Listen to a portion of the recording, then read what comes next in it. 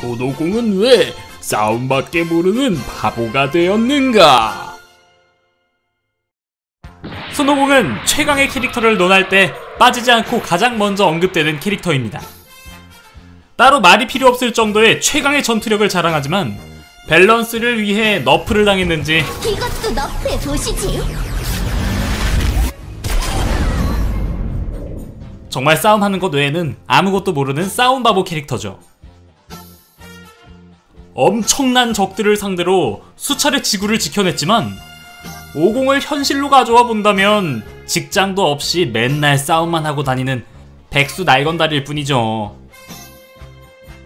그나마 셀전에서 아이 아빠로서의 모습도 보이는 등 성숙한 모습들을 보이기도 했는데요.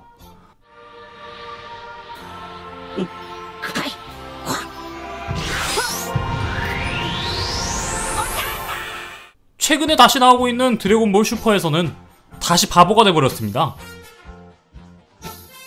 드래곤볼 슈퍼에서 트랭크스가 선두를 먹이기 위해 마이에게 입을 맞추는 걸 보고 오공은 놀라면서 입을 맞췄다고 하는데요.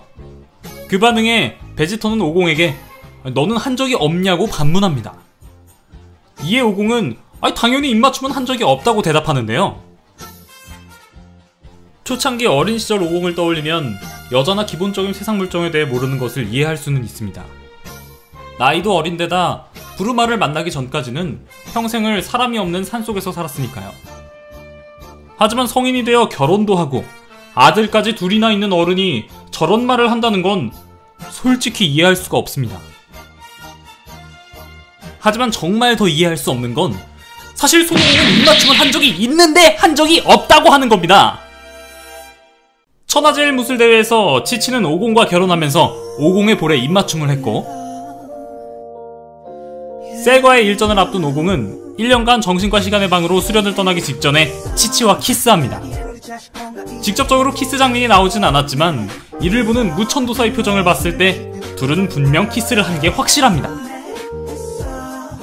드래곤볼 슈퍼에서 오공이 입맞춤을 하지 않았다는 대사는 그만큼 오공이 순수한 싸움 바보라는 점을 다시 한번 상기시켜주려는 의도였겠지만 오히려 팬들보다 드래곤볼을 더 모르는 드래곤볼 슈퍼 제작진들이 더 바보처럼 느껴집니다. 다른 사이어인들 역시 손오공같이 싸움을 좋아하지만 손오공처럼 지능이 낮거나 정신연령이 낮다는 느낌은 없습니다. 심지어 아들인 오반도 마찬가지죠. 그렇다면 사이어인 중 왜 손오공만 바보가 되어버린 걸까요? 그에 대한 실마리가 될 수 있는 내용이 작중에서 한번 언급되었습니다. 어린 카카로트는 아버지인 버독에 의해 지구로 보내지게 되는데요. 가장 처음으로 카카로트를 발견한 사람은 당시 지구 최강의 무도가 중 한 명이었던 소노반이었죠. 소노반은 카카로트에게 손오공이라는 이름을 지어주고 자신의 손자로 키워줍니다. 하지만 어린 손오공은 여타 사이어인과 다름없이 포악한 성격이었죠. 그런 손오공 때문에 소노반이 애먹던 어느 날 사고로 절벽에서 떨어져 손오공은 머리를 크게 다칩니다. 그런데 머리를 다친 것이 오히려 물리치료가 된 것인지 손오공은 이후 성격이 온순해졌다고 하죠. 아마 이때의 부작용으로 손오공의 지능도 함께 떨어진 것이 아닐까 생각해봅니다.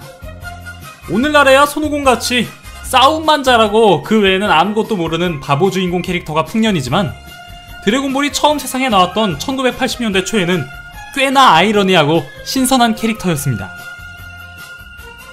손오공은 이런 싸움바보 캐릭터의 원류로 이후에 등장하게 되는 수많은 캐릭터들에 막대한 영향을 끼치게 됩니다.